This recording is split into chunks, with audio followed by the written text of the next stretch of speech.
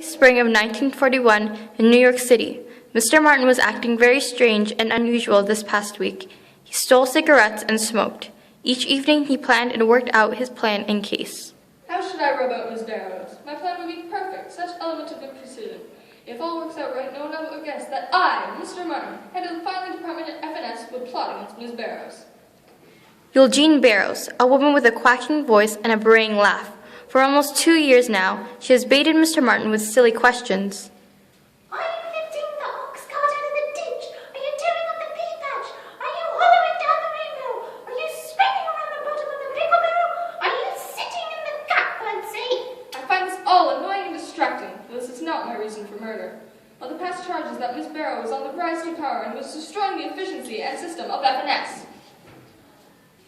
I remember when I first met Miss Barrows, met her at a party, and such a character. I knew right then and there she'd be a great addition to the firm. I made her my special advisor. Also, I do not believe that she has anything to do with the destruction of the old system. It is a shame that Miss Tyson, Mr. Brundage, and Mr. Bartlett were fired, and Mr. Munson left. I gave the greatest faith in Miss Barrows' idea. They require a little seasoning is all. She has been chipping at the cornices of the firm's edifice, and now she's swinging at the foundation stones with a pickaxe. Do you really need all of these filing cabinets? Each of these files plays an indispensable part of the system of FNS. Well, don't tear up the pea patch. I must act quickly. Gentlemen of the jury, I demand the death penalty for this horrible person, charged with willful, blatant, and persistent attempts to destroy the efficiency and system of FNS.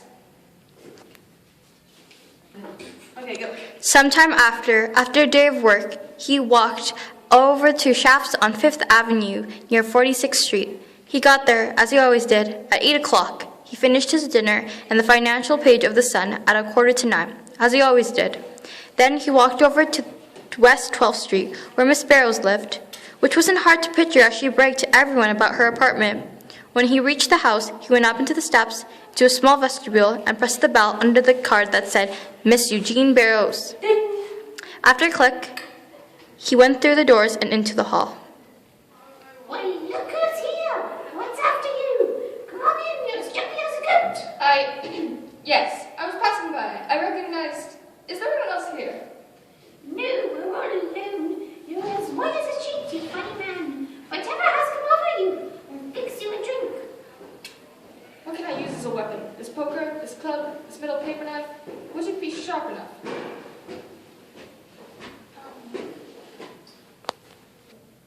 Hey, are you tearing up the pea patch? Are you smoking?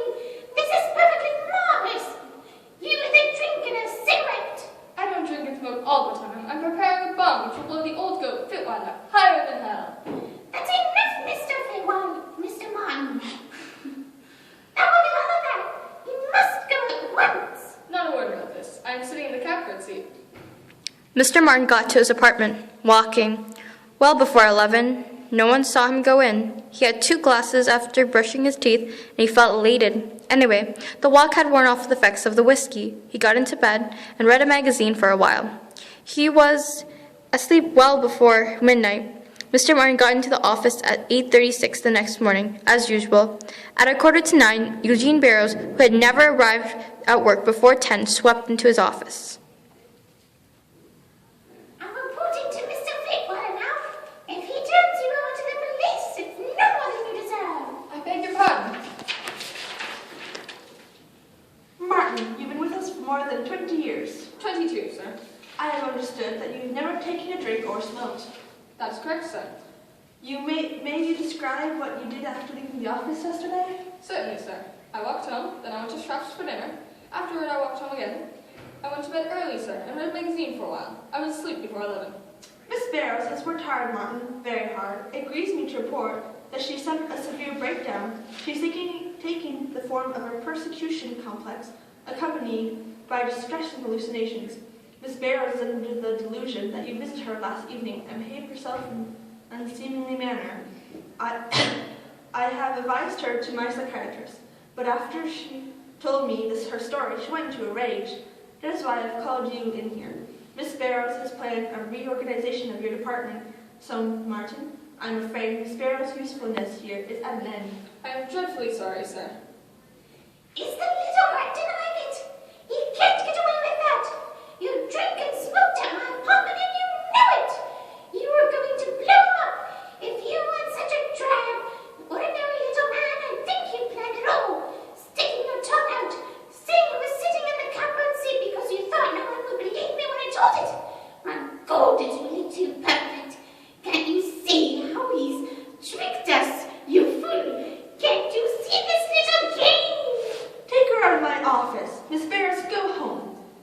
forget this has happened.